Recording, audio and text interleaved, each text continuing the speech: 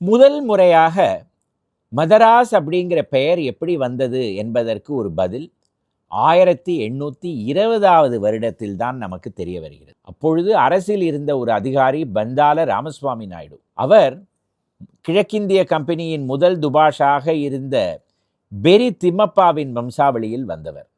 அவர் என்ன எழுதுகிறார் என்றால், என்னுடைய மூதாதையர் இந்த பகுதிக்கு முதல் முறையாக வந்தபொழுது இந்த இடத்தில் ஒரு மீனவர்கள் கிராமம் இருந்தது, ஒரு குப்பம் இருந்தது. அவர்களுடைய தலைவர் பெயர் மாதரசன். அவர் ஒரு கிறித்துவர். அவர் இந்த இடத்தில் இருந்து இடத்தை காலி செய்ய மாட்டேன் என்றார்.